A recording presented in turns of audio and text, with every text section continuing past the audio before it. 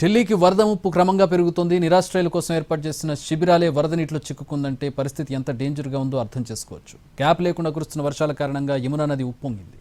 Mayur Vihar phase 1 ప్రాంతం నీట మునిగింది. యమునా నది నీటి మట్టం పెరుగుతున్న నేపథ్యంలో లోతట్టు ప్రాంతాల ప్రజలు అప్రమత్తంగా ఉండాలని అధికారులు సూచించారు.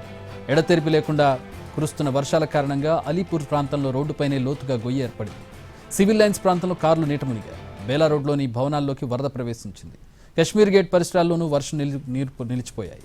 ఆ చుట్టుపక్కల ప్రాంతాల్లో యమునా నది పొంగి పొర్లుతోంది.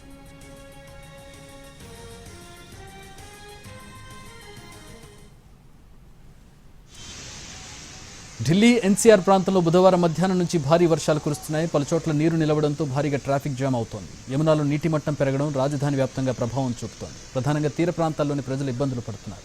ఇళ్లు రోడ్లు తేడా లేకుండా వరద నీరు ముంచెత్తింది. యమునా బజార్, నిజాఫ్గఢ్, జైపూర్లో ఎన్డీఆర్ఎఫ్ సిబ్బంది సహాయ కార్యక్రమాల్లో పాల్గొంటున్నారు. ఇప్పటివరకు 5గురిని రక్షించారు. 626 మందిని సురక్షిత ప్రాంతానికి తరలించారు.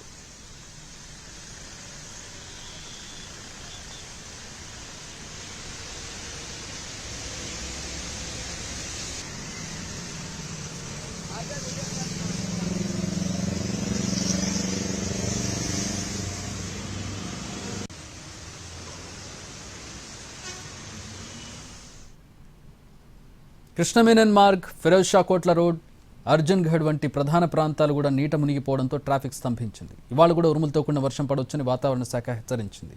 యమునా నది ఎప్పుడూ లేనంతగా ఉగ్రరూపం దాల్చింది. గత 65 ఏళ్లలో 3వ అత్యధిక వరద రికార్డైంది. హత్నికుండ్ బ్యారేజ్ నుంచి భారీగా నీటి విడుదలవుతుండడంతో యమున పొంగి ప్రవహిస్తోంది. వరద రెడ్ ఫోర్ట్ వరకు చేరుకుంది. ఈ రోజు నుంచి ఉత్తరాఖండ్లో వర్షాలు తీవ్రత తగ్గే అవకాశం ఉందని వాతావరణ శాఖ తెలిపింది. యమున ప్రవాహం తగ్గుతుందని భావిస్తున్నారు. పంజాబ్లోనూ వరద ఉధృతి కొనసాగుతోంది. 23 జిల్లాల్లో 2 లక్షల హెక్టార్లలో పంటలు దెబ్బతిన్నాయి. సహాయ కార్యక్రమాల కోసం ఆ ప్రభుత్వం 71 కోట్ల నిధులు కేటాయించింది.